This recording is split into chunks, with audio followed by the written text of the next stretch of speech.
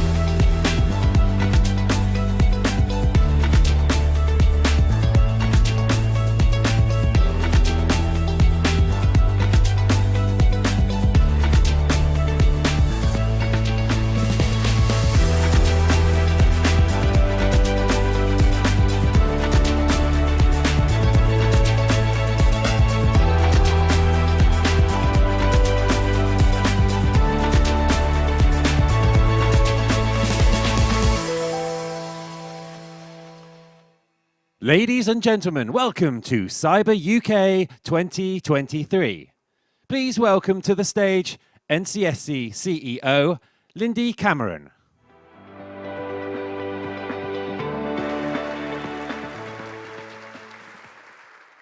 Good morning and welcome to CyberUK 2023. Thank you for coming together here in Belfast. I'm particularly grateful to all of you delegates and speakers, including our closest international colleagues who've made it here to Belfast. Together, you are the people that make CyberUK what it is. I'd also like to give a really big thank you to our lead sponsors, AWS and Google Cloud, as well as our other supporters and exhibitors, especially BT, Microsoft, and Cisco, who've laid on excellent networking opportunities this week, which I hope you've all recovered from last night. So for those of you who can't tell from my accent, I am very proud to be a Derry girl and to call Northern Ireland my home and place of birth. So I am genuinely, truly delighted to welcome you to Belfast. I'm not only the CEO of the National Cybersecurity Centre, but I'm also basically Northern Ireland's biggest fan.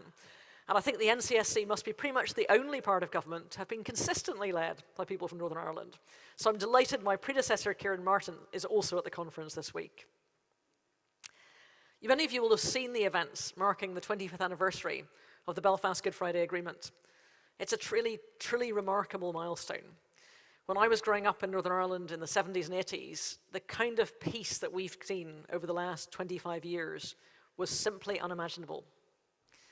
The Belfast Good Friday Agreement has broken down boundaries, brought people together, and opened up opportunities. The prosperous economy you see here today has been built on the foundations of the peace process.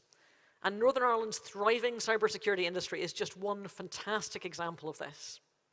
So it's no wonder that Northern Ireland is the prime investment location for US cybersecurity firms.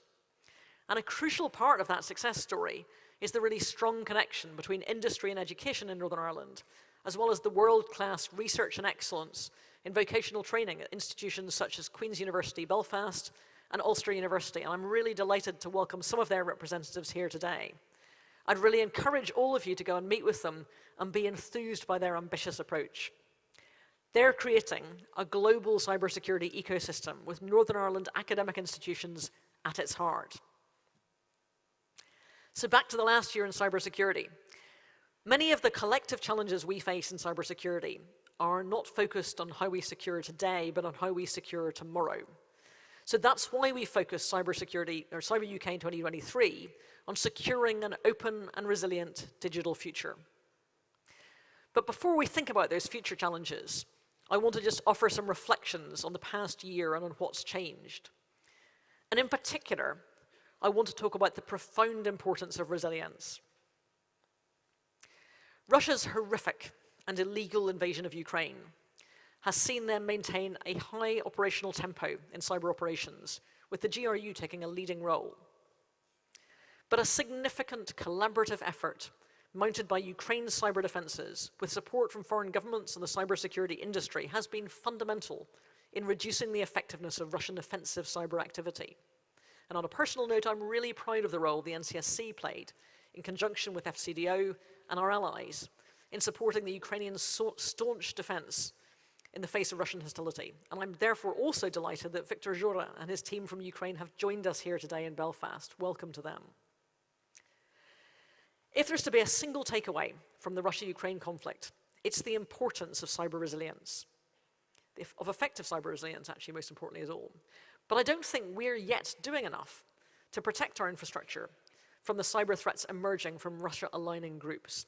And Oliver Dowden, the Chancellor of the Duchy of Lancaster and Secretary of State for the Cabinet Office, will say more about that shortly. But let me set out the NCSC's position. If the UK is to be the safest place to live and work online, then resilience must urgently move to the top of our investment shopping list. It's just not good enough to say that it's too difficult, or worse, that it's not a priority. The UK's CNI, critical national infrastructure, is crucial for maintaining national security and preventing disruption to essential energy, transportation, and communication services. These sectors are responsible for the day-to-day functioning of our economy and society, so we can't simply hope everything is going to be okay. And we must also be resilient to all threats, whether they come from nation states or cyber criminals. Since we met at Newport at last year's Cyber UK, we've continued to respond to complex, nationally significant incidents. And as the National Cyber Strategy makes clear, we've got to do more to make the UK as unattractive a target as possible for cyber criminals. So today, the new Department for Science, Innovation and Technology, or DCIT as we call them, has published the latest cyber breaches survey. It shows that over the last 12 months, nearly a third, 32% of all businesses and nearly a quarter of all charities reported a cyber incident. Those percentages are much higher, almost double for medium and large businesses.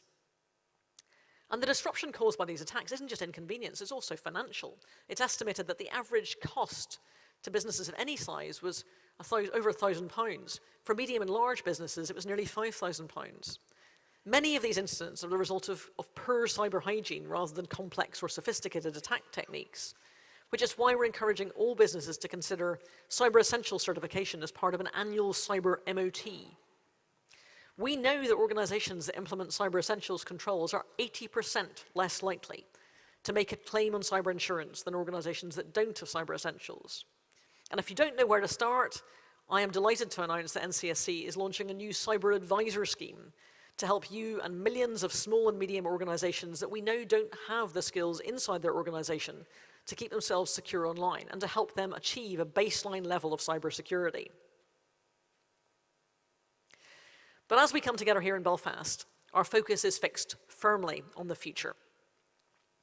Our theme for this year's conference reflects the Prime Minister's own ambitions for a concerted focus on developing UK science and technology skills. Unsurprisingly, we as the NCSC think it's crucial for cybersecurity to be built into future technology and supply chains from the outset. So the government's Product Security and Telecommunications Infrastructure Bill does exactly that, setting out the importance of establishing a strong framework for managing future technology.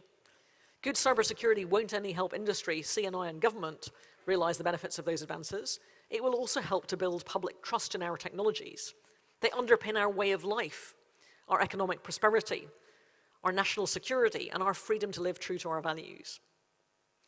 In a world of accelerating change, NCSC's role as the UK's national technical authority is to provide timely and high-quality input to others. We want to shape and influence tech policy to help realise the government's ambition to make the UK a science and tech superpower. So cybersecurity must be built into thinking on artificial intelligence, semiconductors, quantum technologies, future telecoms, all of which are enabled and underpinned by data. And ensuring the security of these elements will be essential for the UK to thrive in the face of uncertainty and will help to secure that resilient and digital future. The security of AI, for example, is an emerging field. It's fundamental for AI being safe, ethical, explainable, and reliable. We're just getting started, and there are lots of challenges in the research space that I hope some of you will take up. Despite being widely used already, artificial intelligence and machine learning developers really need to predict possible attacks and identify ways to mitigate them. Failure to do so risks designing vulnerabilities into future AI systems. So DCIT, the Department for Science, Innovation and Technology, have already set the ball rolling with their AI white paper published last month that sets out a sensible, practical approach to regulating artificial intelligence that will help create the right environment for AI to flourish safely in the UK. Large language models, LLMs like ChatGPT, are a great example of the broader challenge we face as technology advances at an ever-increasing speed. The benefits of large language models are incredible and clear for all to see. We know they'll revolutionize industries, make our economy more efficient, and provide a valuable service to consumers across the world. And since its release last year, ChatGPT has captured the world's imagination and ignited debate about the possibilities and pitfalls of tech advances that are here today, not just on the horizon. But as with any emerging technology, there are rightly questions about what that means for security. So NCSC has recently published a blog thinking on the cybersecurity implications of ChatGPT and other large language models, helping people like you think through those challenges that we all face in securing those technologies. The semiconductor industry is another area of real focus for us. Semiconductors continue to find their way into more and more technology as they're miniaturized, and we rely on their performance and resilience to underpin our modern economy. But they have complex supply chains for their design and manufacturing, as you've all seen, and there's lots of work to do to ensure we can rely on their integrity. So I urge you to join the panel discussions about how the UK is addressing challenges of securing our future technology, with a specific focus on semiconductors. That panel will be discussing what can be done to build in the resilience to future tech, what STEM skills are required to sustain the workforce, and how best to collaborate with partners in industry, academia, and our international government partners to grow that ecosystem. When it comes to quantum technologies, organizations need to factor in the impact of quantum computing into their long-term roadmaps. We all need to prepare for the rollout of post-quantum cryptography over the coming years, safeguarding the security of the cryptography that underpins the internet and therefore the digital economy. Major global vendors will in due course update their operating systems and their cryptographic libraries with internationally accepted and standardized quantum-resistant solutions.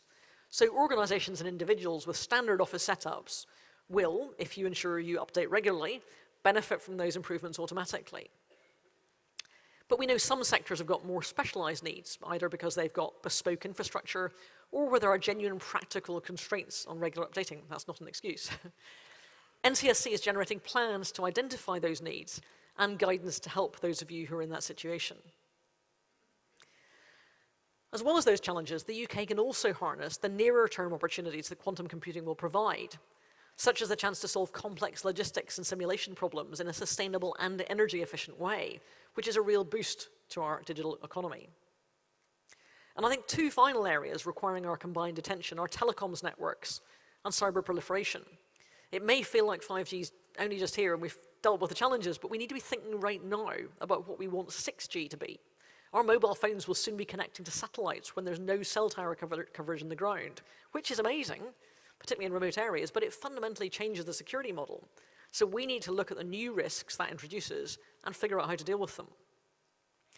Securing data infrastructure and future telecoms networks will need collaboration and coordination between government, industry, and academia to ensure our future reflects our democratic values and interests, as well as those of our allies. And values are right at the heart of the debate around cyber proliferation. The rapid expansion of the commercial cyber capability market is lowering the bar to entry, as I've said before. It's increasing the risk of proliferation of state-level capability to non-state actors.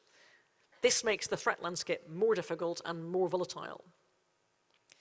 How we define and enact responsible cyber behavior will be key to addressing this challenge. The panel session that's going to close today will explore how we do that collectively to determine what should and should not be tolerated. So I mentioned earlier the need to secure semiconductor supply chains. Centering the cybersecurity of those and other future technologies and their associated supply chains is absolutely paramount. It's something I talked about with David Coe at Singapore Cyber Week before, but it bears repeating. Secure by design and secure by default development practices must change and improve if we're to alleviate the burden of cyber risk from the consumer. We need to be running faster towards automatically fixing those things we know are important. If we don't take that seriously now and keep pace with the rapid pace of tech development, we're going to be in big trouble very soon. So much of our digital architecture was never designed with security at its heart. You all know that better than anybody. It was built on foundations that are flawed and vulnerable. And unless we act now, those same flawed foundations will underpin tomorrow's technology as well. The UK government is partly addressing this through the Digital Security by Design programme, which is pioneering UK academic research into real hardware developers can actually use. And just last week, our counterparts in the US, CISA, Jenny Easterly is here with us today, published a joint guide with ourselves, Australia, Canada, Germany, New Zealand, and the Netherlands, many of whom are here today, to help technology manufacturers put security at the heart of how they design and develop their products. It's a real challenge and a call to action. We'll be exploring this topic in greater detail over the next couple of days, examining what's needed to fix our foundations so we can benefit from advances in technology that will power the next generation of our connected infrastructure. The simple fact is that technology and digital service providers need to work with government and partners to make connected systems more secure at source and behind the scenes. And today's Stream C sessions provide great insight into how investment in research is developing new technologies and techniques for doing that. And I'll also be chairing a panel discussion tomorrow looking at how we're incentivizing our economies to build this technology into resilient systems. So for all the talk about future technology, we can't do that without addressing the epoch-defining challenge we're all facing, the dramatic rise of China as a technology superpower. The Integrated Review Refresh published in March sets out a new approach to manage this challenge. It recognizes China's size and significance on almost every global issue. We already know that China has huge ambitions to grow its technology base, and rightly so. China has identified several existing and emerging technologies, AI, quantum computing, and semiconductors, as being vital to its future national security. And it has an aspiration to become a world leader in setting technological standards. So we need to be clear, China's not just pushing for parity with Western countries, it is aiming for global technological supremacy. It wants to achieve a dominant role in global affairs. Last year marked the first anniversary of China's data security law that requires security researchers to report vulnerabilities to the state before disclosing them to other entities, thereby delivering strategic advantage to China in further developing its cyber capabilities. And China continues to use cyber in pursuit of its comprehensive global intelligence collection and surveillance platform to acquire intellectual property and to achieve strategic geopolitical goals. But what does it mean for all of you, for us, in cybersecurity? Bluntly, we cannot afford not to keep pace with that change with China. Otherwise, we risk China becoming the predominant power in cyberspace. And some of you might think that's sort of far-fetched or scaremongering, but it's a risk I want you to take seriously and think about how it is we avoid complacency. We have a legitimate concern about whether the technology China is producing will allow us to secure ourselves effectively in a way that means we can do cybersecurity in 10 years' time. We want to make sure that people developing these technologies are thinking about how they can be used safely for genuine public benefit, not just national strategic advantage. And we possess huge advantages that give me confidence that we will keep pace. Our liberal economy, our democratic values, and our collaborative allies. Collaboration is one of the keys to our success. It's the USP of our free, open, democratic culture. And only through collaboration between industry, government, and academia will we maintain a cyberspace that is a safe and prosperous place for everyone.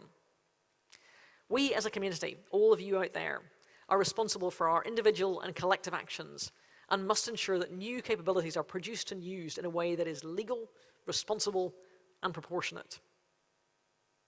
So together, we can and will continue to secure cyberspace so it remains free, open, and democratic. Focused investment and interventions by industry, government, and academia will nurture and grow the talent needed to innovate and build the technologies that underpin our values and make us resilient to future threats, risks, and vulnerabilities. Doing that will ensure we are competing at the front of the pack in the technologies that will define the next decade. So the decisions that you take today, and some of them are hard, will lay the foundations for that secure, free, open, and democratic cyberspace. A secure digital tomorrow really does start today. So I hope you enjoy Cyber UK 2023. I hope you spend the next 2 days having fun and leave with redoubled conviction to play your part in securing our future.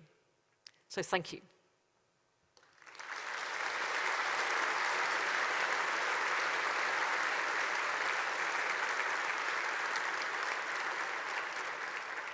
So now to follow me, I'm delighted to welcome to the stage the UK's lead government minister for cybersecurity, the Right Honourable Oliver Dowden MP, Chancellor of the Duchy of Lancaster, and Secretary of State for the Cabinet Office. Cindy, thank you. Nice to see you. Well, thank you, and I'm delighted to be here in Belfast. Last year's Cyber UK was held in Wales, and in the years before that, in Scotland and in England. So it's great to complete the full union set with Northern Ireland. And it's yet more proof that we have strong cyber talent in every corner of our country. Now, Belfast is clearly a very popular destination right now. You had President Biden visiting last week, along with the Prime Minister, the Clintons yesterday. The Prime Minister liked it so much, he's back again this week, and me today. Lucky you. But of course, this city was a natural choice to hold a cyber conference. It's become a global hotspot for cyber and tech companies, including IBM Security, Microsoft, and NVIDIA. And we're meeting at a very interesting time for cyber in the United Kingdom. Interesting because we have a Prime Minister and a government that is deeply passionate about science and tech and has put it front and center of our agenda. Interesting because we have a thriving tech sector to match and because government and industry are building a strong partnership through the new National Cyber Advisory Board, which I will be co-chairing again this afternoon with Sharon Barber from Lloyds. But it is also an interesting time because of the world we live in today. The last time Cyber UK was held last May, attendees were gathering in the shadow of Russia's unprovoked invasion of Ukraine. And the brutal reality is that, a year on, we continue to live in a more dangerous, more volatile world. One that has far-reaching consequences for the British people. Now that's partly a consequence of Russia's aggression. It's partly because of the growing economic coercion of other countries. And it's also because of the way that climate change and technology continue to transform and disrupt our world. All of those things are putting our systems under more pressure than ever before. And so in government, we are devoting a lot of time and energy on how we can improve the resilience of the government in the face of those and future challenges. Now, many of you will have seen that a few weeks ago, the government published a refresh of our defence and national security strategy, the Integrated Review, setting out how we intend to fortify our national defences against the challenges both today and tomorrow. And it's something that the Prime Minister has asked me to lead on from the Cabinet Office, particularly when it comes to economic security and bolstering our national resilience. So I wanted to use this opportunity today to take you through how that applies to cybersecurity, where I think we are as a country, and what the government intends to do to make sure we stay ahead of our adversaries every step of the way. It's been a couple of months since the world was gripped by the progress of that Chinese balloon floating across the skies of the United States. Now, as I'm sure you'll recall, that spy balloon dominated the headlines because it was a very visible symbol of America's borders being breached by an uninvited guest. And yet every day, a combination of criminals, spooks, hacktivists, and cyber soldiers silently and invisibly breach our digital defenses, both in the United Kingdom and in the rest of the world. And we saw it earlier this year with Royal Mail when a ransomware attack disrupted overseas deliveries for weeks, and last August when an attack on a third-party supplier caused severe disruption to NHS 111. So what does the overall cyber threat to the UK look like today? Well, according to the latest assessments from the National Cybersecurity Centre, the most acute state threats in cyberspace continue to come from those usual suspects: Russia, China, Iran, and North Korea. The NCSC are also devoting a lot of their energy today to defending democracy, including by tackling threats against both the Conservative Party leadership contest last year and the recent Scottish National Party leadership contest, both of which took place online. And there is another new front opening as we see more and more adversaries able to buy and sell sophisticated cyber tools and spyware like Pegasus. These are the types of tools that we used to only see in a handful of state actors and which can cause serious damage. So it's something we're taking very seriously and to which we are responding with our international partners. Meanwhile, cybercrime is estimated to cost the UK billions of pounds each year. According to new figures published today, 32% of UK businesses and charities suffered a cyber breach or attack in the past year. That is a third of our businesses. And ransomware continues to run rampant. And as President Biden rightly recognized a few weeks ago, thanks to its scale and its impact, ransomware is no longer just a crime, it's a national security threat. And our response needs to reflect the severity of that threat. These are attacks on our citizens, our businesses, and our democracy.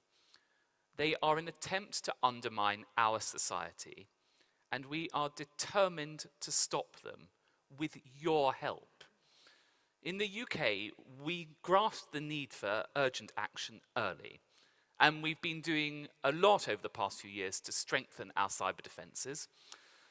We have published the National Cyber Strategy, and we have a new and effective cyber sanctions regime, which we recently used for the first time against a group of Russian cyber criminals as part of a joint campaign with the United States. And we are working closely with international partners to tackle the proliferation of sophisticated commercial cyber tools. At the same time, the government itself continues to face a range of attacks, including ransomware and espionage, and so we are constantly looking to strengthen our cyber defences. And as part of that, today, I can announce that we are launching GovAssure, a transformational new cyber regime for the whole of government. GovAssure will be rolled out across Whitehall. It will be used to assess every department's cyber health on an annual basis against stringent new measures, so that government can better identify the risks we face and make sure we are protecting systems that help us run public services. So with each day, as the threat evolves, so does our response. But a new adversary has emerged. Over the last 18 months, the National Cybersecurity Centre has seen the rise of several Russian-aligned groups sympathetic to Putin's invasion of Ukraine. Now, these are fringe state threats, the cyber equivalent of the Wagner Group. And initially, those groups focused their attacks on Ukraine and the surrounding region. But recently, they have begun to turn their attention to the United Kingdom and its allies. They are now seeking opportunities to compromise our critical national infrastructure. We have experienced attempted attacks in the past, but these groups operate differently. Instead of seeking to profit or spy on us, their primary motive is to disrupt or destroy our infrastructure. These adversaries are ideologically motivated rather than financially motivated. Secondly, though these perpetrators are aligned to national actors, crucially, they're often not controlled by those foreign states. That makes them more opportunistic and less likely to show restraint. Together, those factors make the current situation particularly concerning. And so today, I can confirm that the National Cybersecurity Centre is issuing an official alert to operators of our critical national infrastructure to highlight the risk they currently face. That alert is now live on the NCSC's website, along with a number of recommended actions that operators should follow right now to increase their resilience and help defend our infrastructure against these attacks. Disclosing this threat is not something we do lightly. This is an unprecedented warning for business. We have never publicly highlighted the threat from these kinds of groups attempting such attacks before. And I should stress that we do not think that they currently have the capability to cause widespread damage to our infrastructure in the United Kingdom. But we do believe it is necessary at this point of time, if we want companies to understand the threat they currently face and to take action to defend themselves and the country against such attacks, this approach fits with that wider national security strategy. And last year, when we saw that Russian forces were gathering at the Ukrainian border, we declassified the information to let the world see what they were doing. Today, with cyber threats, you will increasingly see us say what we are seeing. We won't allow these groups to stay in the shadows. We're shining a light on these threats because we need to work together to strengthen our defenses. That means that businesses need to see the threats clearly too. And over the last few years, we've done lots of things to make it easier for businesses to secure themselves, including issuing world-leading guidance, offering threats assessments underpinned by intelligence, and providing key early warning services like the early warning system. But given the constantly evolving cyber threat, I believe this is the right moment to look at our cyber defenses more widely, particularly when it comes to those of our businesses. The reality is that we in government can only do so much. Businesses large and small sit on the front line of our cyber defenses. They face attacks on a daily basis, and any gap in that front line leaves us all vulnerable. And when we published the National Cyber Strategy just over a year ago, we said we would review the government's ability to hold operators of critical national infrastructure to account. I've concluded now that we do need to go further. So today I can confirm that I will be setting specific and ambitious cyber resilience targets for all critical national infrastructure sectors to meet by 2025, and that I'm actively examining plans to bring all private sector businesses working in critical national infrastructure within the scope of cyber resilience regulations. These are the companies in charge of keeping our country running, of keeping the lights on. Our shared prosperity depends on them taking their own security seriously, and that extends to their cyber security. A bricks and mortar business wouldn't survive if it left the back door open to criminals every night. Equally, in today's digital world, businesses can't afford to recklessly ignore cyber risks either, to leave their digital back door open to cyber crooks and hackers. And while we're doing this to combat certain risks, there is also a real opportunity for our businesses. We have a huge amount to gain by making the United Kingdom the safest country in the world to do business. Because the fact is that in today's modern world, prosperity and economic security go hand in hand. You cannot have the former without the latter. Investors want to put their money in a safe country, in businesses that take security seriously. So the safer we make our defences, the safer we make our country, and the more attractive we become as a destination for entrepreneurs and investors all over the world. And the fact that the UK has taken, in the last few years, cybersecurity so seriously already makes us one of the best places in the world to invest.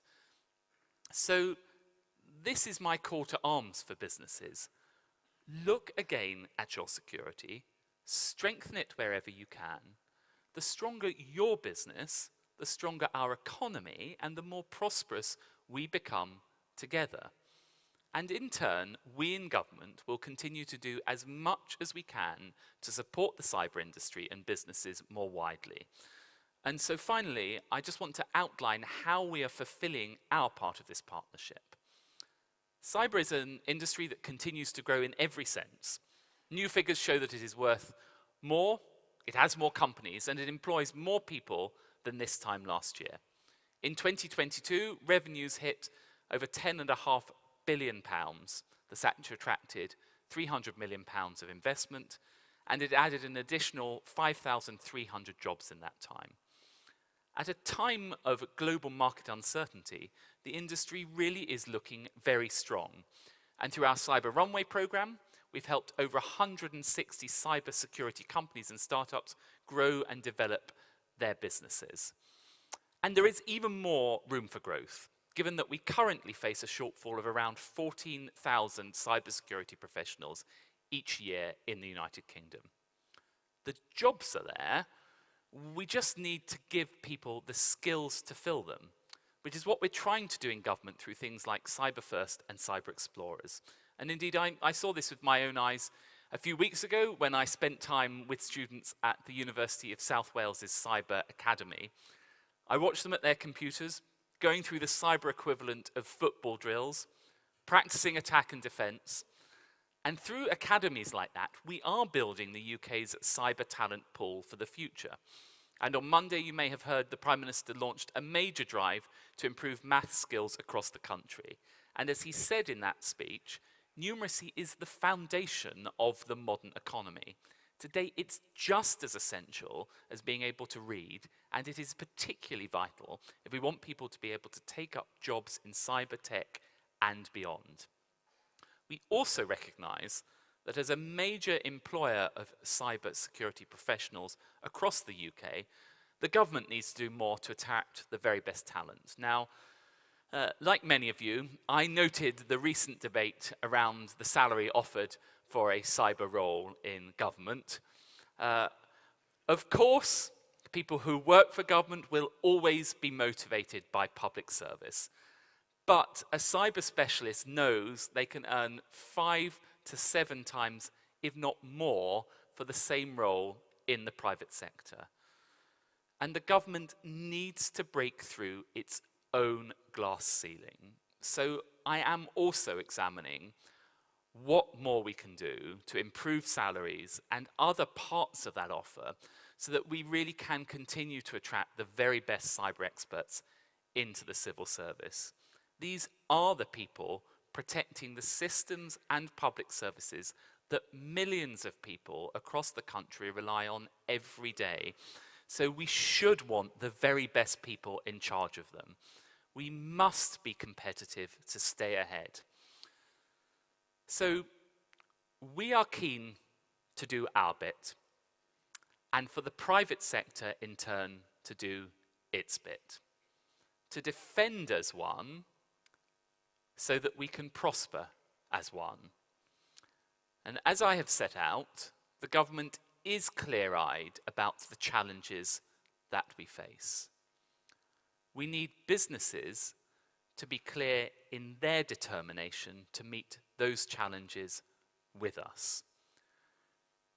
It's not going to be easy, and these threats won't disappear overnight. But by working together, I believe that when we meet next year at CyberUK 2024, the UK will be more resilient and more secure. Thank you.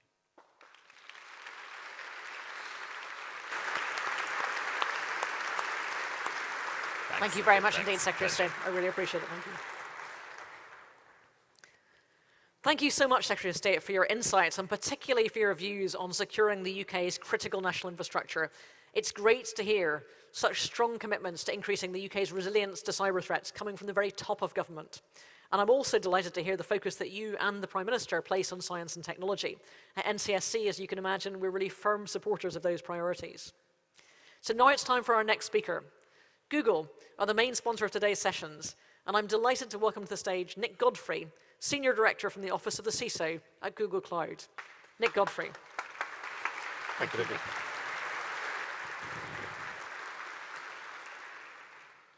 Good morning, everyone. It's fabulous to be here. As Lindy said, I'm Nick Godfrey, and I'm head of Google Cloud's Office of the CISO. I'm delighted to be here this morning, as are the entire Google team, to help kick off Cyber UK 2023. It's the first time Google's been awarded this very privileged position, and as lead sponsor, and you know, for that we're very humbled by that opportunity. So thank you to Lindy and the NCSC team for inviting us to join you all here, and we look forward to the next 2 days. It's particularly significant for Google to be here and to offer our partnership to you because of the context that we are all operating in today. The war in Ukraine has highlighted the critical role cybersecurity plays in warfare. Google recently published our Fog of War report, where we shared that Russian-backed attacks targeting users in Ukraine increased 250% last year, whilst those targeting NATO countries increased by 300%. In May 2022, we were proud to be the first company to receive the Peace Award from the President Zelensky for helping in providing trustworthy information and fighting against cyber attacks. We are deeply committed to supporting Ukraine as the war ensues, and will continue to do so for as long as we are needed. Looking across the threat landscape, we see wider trends of financially and politically motivated attacks targeting everything from healthcare to elections to critical national infrastructure. Released yesterday, Mandiant's M-Trends report showed that whilst industry is getting stronger at cybersecurity, we are combating ever-evolving and increasingly sophisticated adversaries. The report highlights an increasing number of new malware families, as well as rising cyber espionage from nation-state-backed actors, which underlines the critical need for increased focus in these areas. The pressing challenges of today's geopolitical landscape and the sharpened reality that technology can be harnessed for both good and malicious outcomes means, for us at Google, there has never been a more critical moment to articulate our role in enhancing cybersecurity globally, and to share our view on what we can, well, actually must do to secure an open and resilient digital future. This year's theme couldn't be more fitting. We have a lot to contribute. Openness is a core pillar of our digital and coding values, and resilience is our secure by design ideology. But it's that notion of a digital future that's so central to why we're honored to be here. That digital future is what we envision, pursue, and deliver as a core mission every day. In 2004, we made public our commitment to significantly improving the lives of as many people as possible through our technologies. Even then, we understood that by making that commitment, that we had an intrinsic responsibility to protect users. Now, more than ever, that is essential. And today, Google protects more people online than any other company in the world.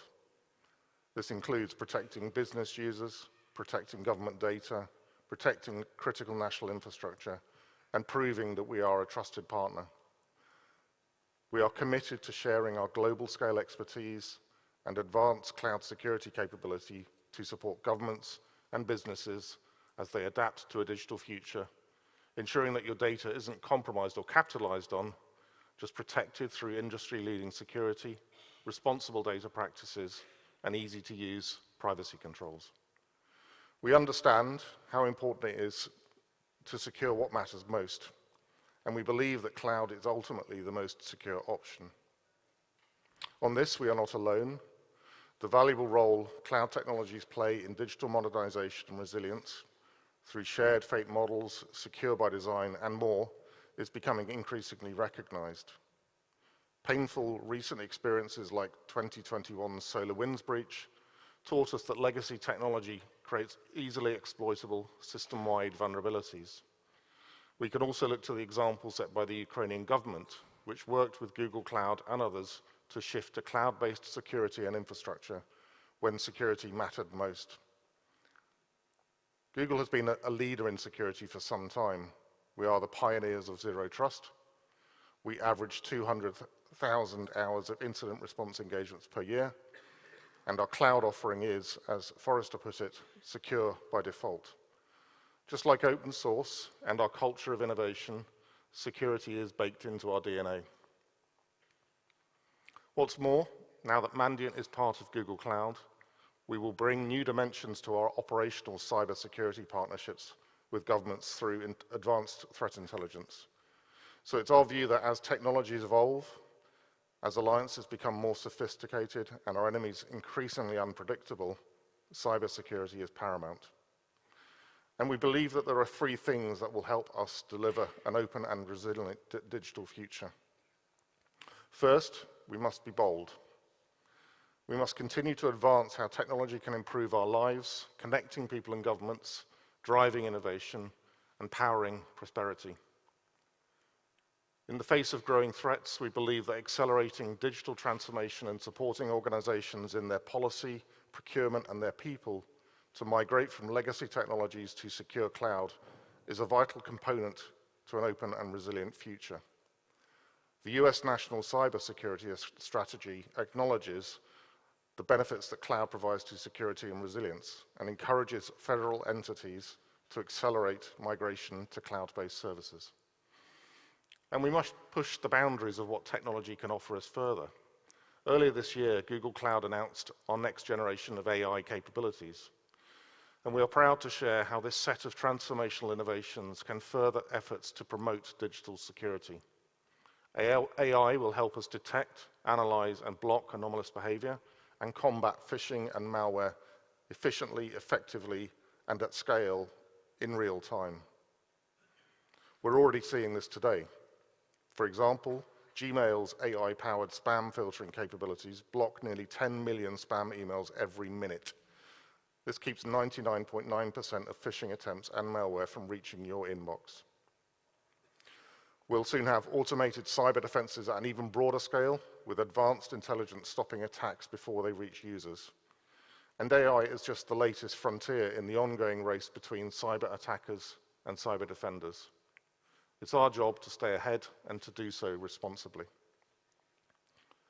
Which brings me to our second crucial action. We must ensure that we are responsible as we work tirelessly to secure and protect our most valuable assets. Not least because the promise of digital transformation is being challenged by cybersecurity risks. We want to ensure that our customers are able to achieve their full digital potential, but more importantly, we want to provide reassurance that the latest technologies can be developed and deployed without the risk of unethical application, either deliberately or inadvertently, as organizations seek to harness new technologies. As we develop AI to enable cybersecurity at scale, we invite government, industry, academia, and the security community to align on common approaches and ensure these technologies are used responsibly. As recently as last month, we welcomed the proposals in the UK government white paper for responsible AI, launched with DeepMind, to focus on security as a primary consideration. There are also more essential elements to ensure that we are responsible and we deliver a secure digital future with stability and steadfastness. Secure by default products will help us rise above today's endless cycle of hacks and patches. Education and training initiatives will help tackle the skills deficit in cloud security, like our recent work with the SANS Institute, where we launched a new academy focused on cybersecurity training for underrepresented groups. And holistic approaches to governing and supporting new technologies will foster collective approaches to innovation in cybersecurity. Which leads me to my third and last call to action. We must work together. Our experience is that collaboration is essential to deliver the best products, services, and solutions to market, and to keep them there. Most recently, we have been co-innovating with partners like Thales, T-Systems, and Proximus in areas like confidential computing, data sovereignty controls, and external cloud key management services, enabling us to collectively better defend as one. The shared knowledge, combined intelligence, and divergent perspectives that come from working in collaboration ensures that our work is dynamic and never complacent. Of course, there are barriers and challenges to overcome as we strive to work ever closer on this important mission. From policy to delivery, we often find competing priorities, budget constraints, legacy technologies, and skills gaps. Our increasingly fragmented geopolitical environment makes it harder to align on technology progress, but it also makes alignment even more important and makes partnership essential. My natural optimism looks at what we could deliver together and makes me think, what an opportunity. An opportunity to effect lasting change in an area of such critical importance. For our part, whether we're building generative AI-powered digital assistants, developing the latest multi-cloud capabilities, or training the next generation of cybersecurity engineers, Google is committed to being bold, responsible, and to working together to secure the next decade and our national prosperity. Collaboration is why flagship events like this that connect the community and wider supply chain, bringing leaders together to discuss and agree a way forward, are so crucially important. We're at a watershed moment that calls for us to be bold, responsible, and collaborative.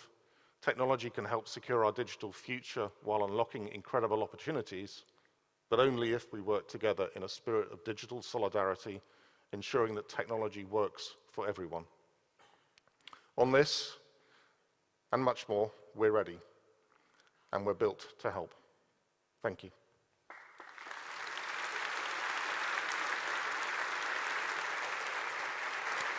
Brilliant, thank you.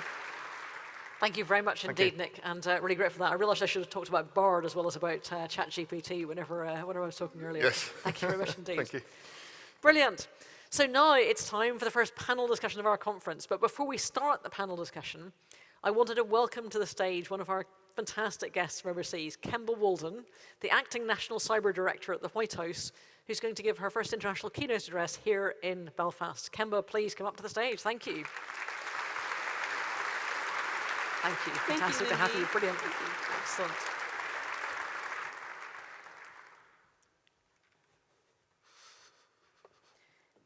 I'm not as tall as Lindy, so hopefully you can see me.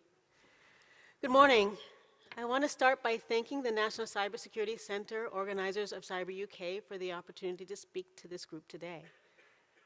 I would be remiss if I didn't take a quick moment to acknowledge the face of cyber right now. I'm honored to be here with Lindy Cameron, CEO of NCSC. I also want to recognize Britain's new and first female director of GCHQ, Anne Keast Butler. And I want to note some of my American colleagues, Ann Neuberger of the National Security Council, Jen Easterly, who leads the Cybersecurity and Infrastructure Security Agency, and Avril Haines, the Director of National Intelligence.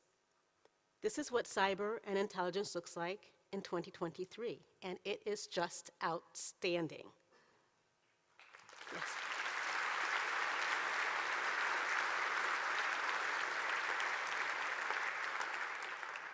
It is a momentous time in Northern Ireland's history. On the heels of the 25th anniversary of the Good Friday Agreement, peace and stability in the region are primary contributors to the thriving tech economy that calls Northern Ireland and Belfast in particular home. It is inspiring to see the technological innovation that is rooted in this dynamic hub of global trade, investment, and talent. We celebrate your success, and President Biden remains deeply committed to your political, social, and economic progress. Not only is this a pivotal moment in Northern Ireland's history, but it is a similarly decisive moment for the future of cyberspace. While information and communications technology expand into new areas of the economy and our daily lives, the choices we make today will determine the contours of our digital ecosystem for generations to come. As we prepare and adapt to this changing landscape, we also face evolving threats from sophisticated nation-state adversaries and common cybercriminals alike. Our adversaries increasingly look to a cyberspace as a venue to promote their values and advantage their own parochial interests. And we all know that cyber is now commonly used to wage geopolitical conflict. As a global community of like-minded nations, we must define and pursue an affirmative vision for our future of our shared digital ecosystem. A vision that recognizes that cyberspace's true purpose is to enable all of the other amazing things we want to do.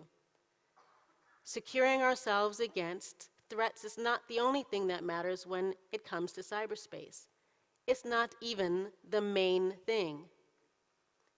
Fixating on security is a distraction, one our adversaries are all too happy for us to adopt.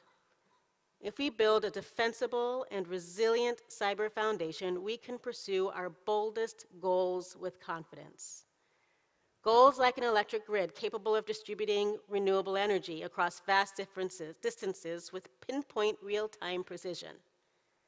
Goals like high bandwidth, instantaneous communications that enable collaboration, commerce, and cultural exchange. And goals like an internet that upholds our commitment to the rules-based international order. Each of these goals depends on and is enhanced by technology, and beginning with a strong cyber foundation is essential to their ultimate success.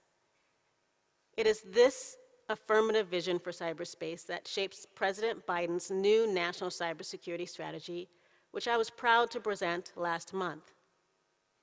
In the strategy, we aim to make our digital ecosystem more inherently defensible, resilient, and aligned with our values. What do I mean by that? Defensible meaning that we've tipped the advantage from attackers to defenders by designing systems where security is baked in, not bolted on. Resilient means that when defenses fail, and they sometimes will, the consequences are not catastrophic, and recovery is seamless and swift.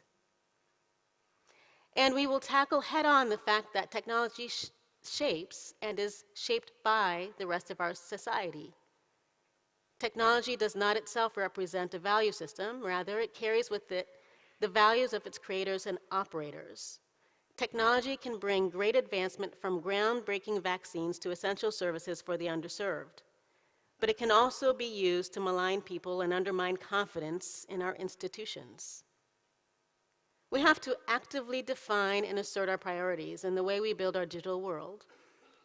But to achieve these objectives, we have to make some fundamental shifts in the way our digital ecosystem works, shifts that to date the United States government has not required. First, we need to rebalance responsibility for managing cyber risk, rethinking whom we ask to keep us all secure. Today, across the public and private sectors, we tend to devolve responsibility for cyber risk downwards. We ask individuals, small businesses, and local governments to shoulder a significant burden for defending us all. This isn't just unfair, it's ineffective. The biggest, most capable, and best positioned actors in our digital ecosystem can and should do more. Government must do a better job of leading by example, defending our own systems, and sharing relevant and timely information with the private sector. And we expect that same leadership from industry, like cloud service providers and the developers of software and the manufacturers of hardware, too. We need to step up and work together, shoulder to shoulder. However, simply shifting the burden for security won't solve all of our problems if we don't start thinking about long-term solutions. We all face very real near-term risks, legal requirements, and commercial incentives. But it's not enough just to manage the threats of today. We need to make tomorrow more inherently defensible and resilient so that those threats are made increasingly irrelevant. And to do that, we need to make it so that when public and private sector entities face trade-offs between easy but temporary fixes and harder solutions that will stand the test of time, they have the incentives they need to consistently choose the latter. Putting into practice this affirmative vision for the future of our digital ecosystem will depend upon our ability to work together, and that includes working with our international partners. Everything we do in cyberspace is made more effective when we do it with our partners abroad. We are committed to deepening these partnerships in order to disrupt ransomware actors and other cyber criminals, to build the capacity of partner nations to resist aggressors in cyberspace and beyond, and to reaffirm and reinforce our shared commitments to norms of responsible state behavior in cyberspace. Through this collaboration, we will actively and affirmatively shape the digital ecosystem to further our aspirations, reinforce our values, and defend our interests. And what I find most encouraging about this affirmative vision is how many other countries see things the same way. I think in terms of music. And in my view, the President's strategic approach is just one voice in a rising global chorus about what right looks like in cyberspace. We all agree that our shared digital ecosystem should be made more secure in order to further our prosperity and our values. Now, we have an opportunity to further deepen our collaboration and partnership to make this vision a reality. I hope you will all lean in with me. There's so much we can accomplish together. So thank you to the organizers of CyberUK for creating such an excellent forum to have these discussions. And thank you again for the opportunity to speak before this audience.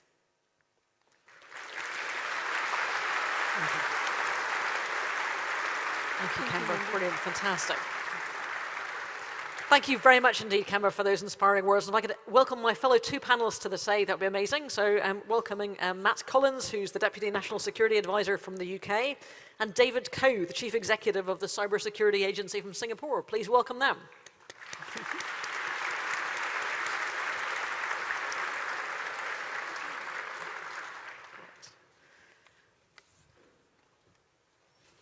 Fantastic. So Matt, barely giving you time to breathe, I was going to ask you to reflect first.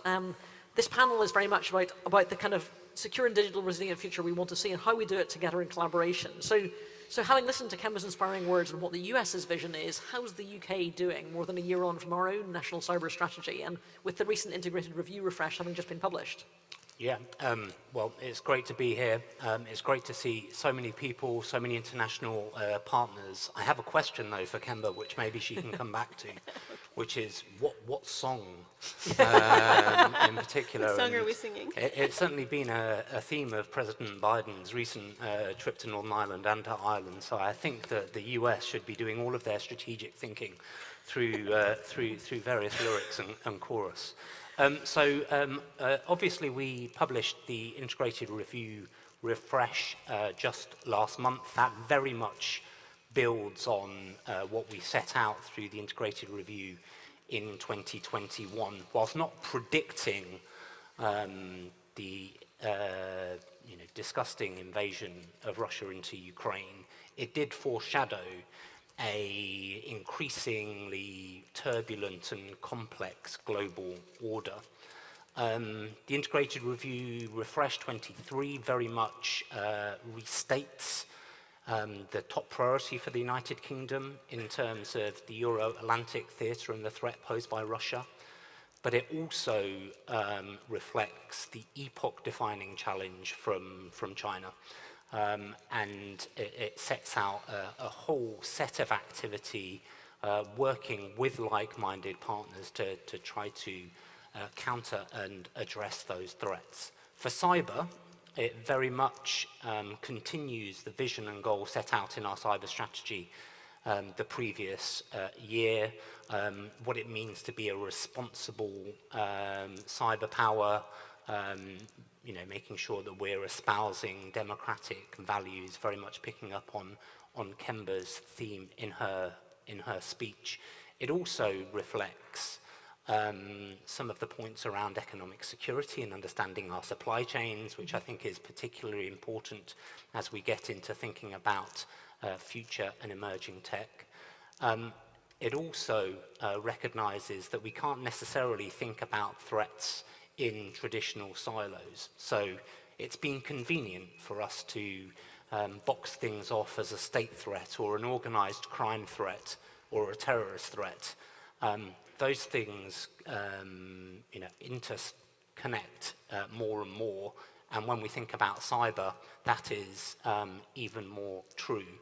Now, people will have heard from your speech, from CDL's speech, the range of things that we have done in terms of international partnerships, in cyber sanctions, in the support to Ukraine that we've done internationally. The other thing that I just wanted to point to was the document that we published about 2 weeks ago now, setting out for the first time what we think it means to conduct responsible cyber operations. So if you haven't seen that, I would heartily recommend it. CDL has talked about what we've been doing to try to improve and strengthen our resilience. There is definitely more to do there. And then we've also holding the National Cyber Advisory Board, the second meeting of that, and I think this event speaks to what we described as whole of society approach in our cyber strategy, which is business, government, academia, all working together to improve our cyber security and our cyber resilience. However, there is just so much more to do, and I'm really looking forward to the next 2 days worth of conversations so that we can get into exactly how we make, we are facing similar challenges or the same challenges, and so the way that we build that partnership to really get ahead of or address the things that we're facing today. One of the things that I'm keen that we explore is the skills shortage and how we have a systematic change in our thinking. We've got fantastic initiatives, but it's not enough. And so really focusing on what we need to do in terms of computer science, in terms of technical skills, is something that I'm really keen that we get into over the course of the next couple of days. Brilliant, thanks, Matt. I was having that sort of slight moment of guilt whenever Kemba said government needs to do more, as I thought, are we? And actually, reflecting on some of the things CDL said, I think actually we really are trying as a government to make sure we do more. I mean, GovAssure is a fantastic example, for example, of, I think, government trying to step up to be that exemplar you talked about. But it's been quite a tough year. I mean, just, question to all the panel, perhaps to Kemba first. Reflecting on Russia-Ukraine, more than a year into the conflict now, I often get asked, I'm sure you will do too, sort of, what is it we've learned from that? What are our takeaways? Yeah, thanks. Thank you, Lindy. First of all, thank you for having me here. It's great to have you here. It's fantastic having this conversation with my colleagues here, David and Matt. I've been thinking a lot about Ukraine. A few people know that, most people know that Russia invaded Ukraine on February 24th. What few people know is that I was asked to be second in command in the National Cyber Director's Office on February 25th. Right, so it's a meaningful date for you. It's a meaningful date for me, one that I won't forget. So I've been thinking about this quite a bit. And so I have four takeaways, I think, over the course of the last year. The first is that people really do matter in this ecosystem. If you adopt the framework of technology, people, governance, the Ukraine situation really highlights for me the importance of people in governance. The people of Ukraine really understand their systems. They're able to operate in them. They're able to defend them. And they know what their roles and responsibilities are. I think somebody explained to me once that Ukraine, they try to provide digital services one a month for their citizens throughout the entire conflict. Oh. That's outstanding. Yep. So that's the first. People really do matter. The second, the second is that cyber offense is really difficult. Yes, indeed. It really is. I mean, I think we over-indexed on what Russia's been doing in terms of attacks over the course of the last decade. and how they might use that in cyber war. But it's difficult. You can't separate cyber offense from kinetic warfare. Yeah. You really can't. So that's the second lesson I've learned. The third is that narratives matter. If you recall, President Zelensky really got in front of the narrative and explained Ukraine's position, explained accurately Russia's intentions, and he might have had a little help from some intelligence agencies, but the narrative does matter. He really won the hearts and minds before Russia really did start to invade. So that's the third piece. The fourth is that it is imperative that we have defensible and resilient global supply chains, right? That our working with our allies and partners is our comparative advantage, but we should also consider working with those that are our competitors in areas of mutual interest. That we need to work on capacity building, skills training at the regional level, maybe work with regional organizations that are not cyber focused, for example. But in overall, a global and resilient supply chain is imperative. Absolutely. So David, then over to you, basically. How did this look? How did the Russia-Ukraine conflict look from the Indo-Pacific? I mean, how much has it changed the frame of reference there? Thanks very much, Lindy. First of all, thank you for having me. It's a great privilege and honor to be here. First time in Belfast. Do come back. I must say I was a bit struck by Kemba's comment about this is the face of cyber today. And I'm glad that Matt is here, otherwise I'd be really... You're going to have to get used to it. The only one here from a gender... Glad you have us here as part of the gender balance. Yeah. We're making sure.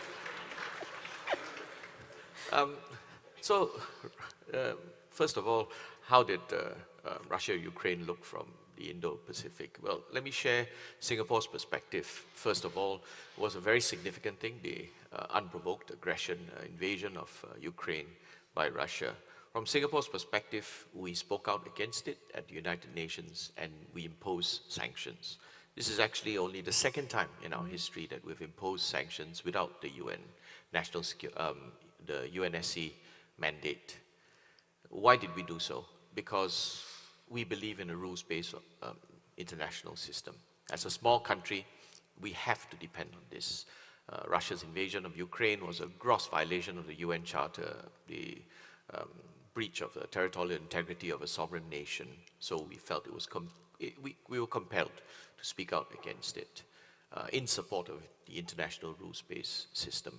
It's not that we were picking sides. For the record, we also spoke out against the US invasion of Grenada in 1983. So we are consistent in a matter of principle. As a small state, we do have to speak up on a matter of principle and not want to choose sides. Now, the impact of this is significant. From a small state's perspective, we support the international rules-based system because what's the alternative? Might makes right. And that's unsustainable and it'll make us all worse off ultimately. The countries in our region, not all of them have spoken out against the invasion for a variety of reasons. I won't be able to speculate on why, but I think in the Indo-Pacific, only Japan, by recollection, only Japan, South Korea, Taiwan, Australia, New Zealand and Singapore have actually spoken up and imposed sanctions against the Russians. From our perspective, after we did this, then we have to be on alert. Now, although the Ukraine conflict is far away from Singapore, and from a kinetic perspective, not that much can be done. But from a cyber and information perspective, then geography doesn't quite operate in the same way. So we have been on alert for the last 13 months. After we imposed sanctions and spoke out against Russian invasion, Singapore appeared on a list of unfriendly countries, which the Russians pointed out. So unusual for us to be on a naughty list, so to speak. But clearly from a cyber perspective, it focused our minds and we had to then step up our defenses, not just on critical infrastructure, but we issued advisories to our industries, etc. Some of whom asked, why do we need to do this? It's Ukraine is far away, Russia is far away. I have to remind them, didn't you get the memo? Right?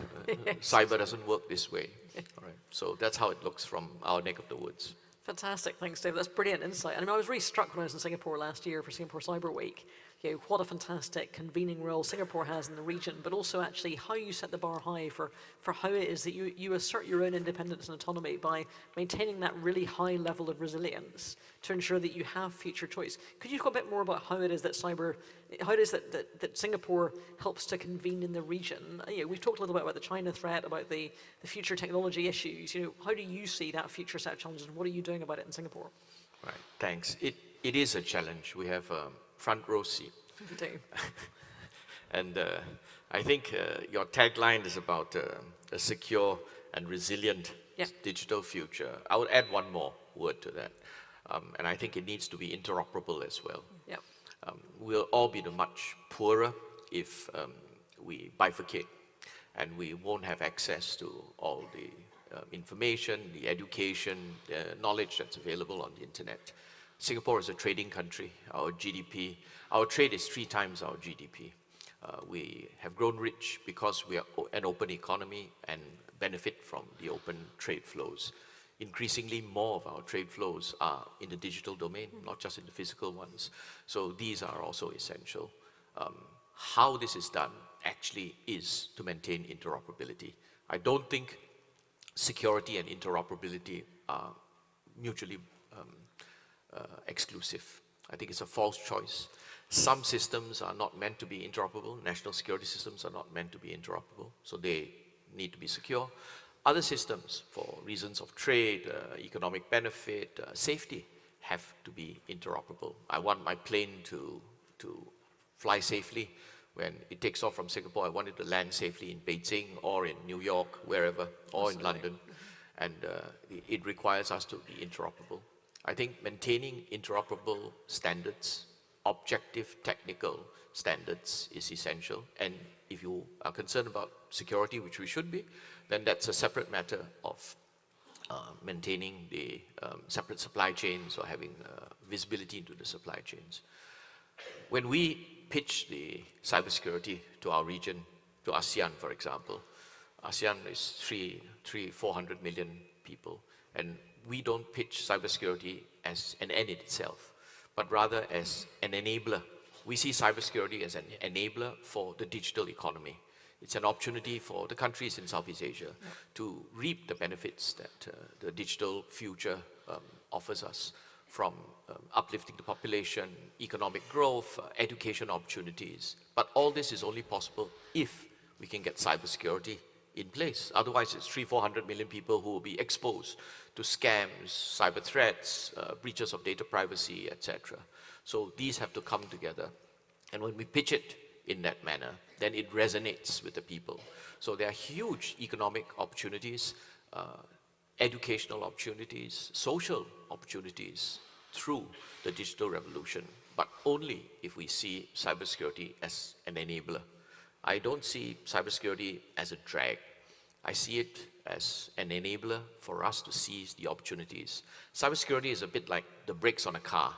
If you want to go fast, you need good brakes. If you want to seize the digital future, you need good cybersecurity. That's absolutely a fantastic analogy. I think that's great and really inspiring. So, conscious that we're standing between you and coffee, and I have personally made sure there was more coffee in the exhibition hall basically the last year. I thought we didn't quite have enough last year. I'm going to do a quick fire round of questions before we go to the panel, basically. So technology that you're most worried about and most excited by in the course of the next year. Kemba, how about you first? Okay, so I'm going to give a bifurcated answer. The thing I'm most worried about is not the technology, it's digital skills. Matt brought it up earlier. I want to make sure that everybody has digital skills necessary to protect themselves. Everybody, not just those of us in this hall.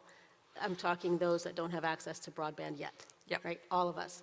The technology that I'm most interested in is AI. If you break it down in its equal parts, data security, compute, and the algorithms. You touched a bit about data security and what we can do there. We touched a bit about compute, semiconductor, supply chain security, critical infrastructure security, and then the algorithm, again, is a people thing, digital skills and workforce. Brilliant, short answer. Matt, what about you? Quantum. Yeah. Your list in your speech was fantastic Seamless and joined-up government. did it all. But quantum is the one that both excites and scares me. Fantastic. But the thing that I'm really keen when we're thinking about kind of those technologies is breaking down this kind of either-or debate. Yeah. So to your point about the break and Kemba's point in her speech about the bolt-on, these are integral parts of the same thing. And I think there is a real opportunity. It's a theme of our integrated review refresh, not to see these things as polar opposites. Brilliant. David? 6 months ago, I would have said quantum. Right. Then ChatGPT came. So I think AI is a big thing. And how does that movie go? Everything, everywhere, all at once. I think that's what AI is going to affect us. So have you searched how does Singapore do cybersecurity? No. There are some security I have a number concerns. of colleagues that have done this. So. There are some As we security say. concerns I've been advised. Not to feed too much information. Yeah, we had that conversation with a few people early on. It's like, do you know the latency? Yes, exactly. Who's putting in the query? Brilliant. Okay, and very, very briefly, because I know I'm on time. So yeah, opportunities for collaboration, basically. Very brief answer. What's the thing you're most interested in, Kemba? Forums like this, I think we have to collaborate internationally across borders. Like David mentioned, we have a digital ecosystem that doesn't recognize borders. You didn't say it exactly that way, but Yes. that's what I figure you mean. And we need to think about that in terms of security.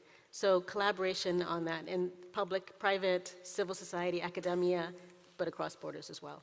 Brilliant. David? I'm very much inspired by the US National Cybersecurity Strategy and the idea of us trying to shift the balance and responsibilities of cyber, making sure that it's cyber secure by design and secure by default. Countries like mine, when we try to speak to big industry, big tech, we're concerned that they might unfriend us. We don't think we have the leverage, so we're happy to join the chorus. I must say, not that good at singing, but, Yes, but I hate karaoke. Can I just Yeah, say, please but- can we not make this about song? But I was going to say karaoke is very popular in East Asia, so you might get some. I'm still traumatized by my memories of karaoke in Vietnam, so I'm begging us not to do that. Matt, what about your limits? There's an objective Yeah, for us, thanks. isn't there? No, you will not find me doing that. We'll find the karaoke bars in Belfast. Probably is. I'm Next year, Cyber UK.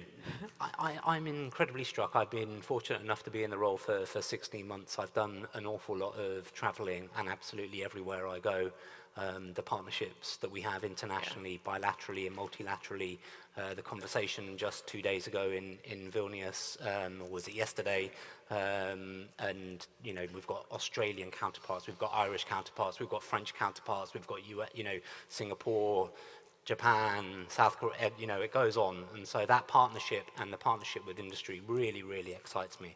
The opportunities are endless. So I just think how we, just continue to harness that is the thing that will make sure that we're set on a good path for the future. Brilliant. What a fantastic way to start the conference. So thank you ever so much to my panelists, and we will now let you go off for coffee, but have a fantastic day of listening to all of our experts. Thank you. Thank you to my panel.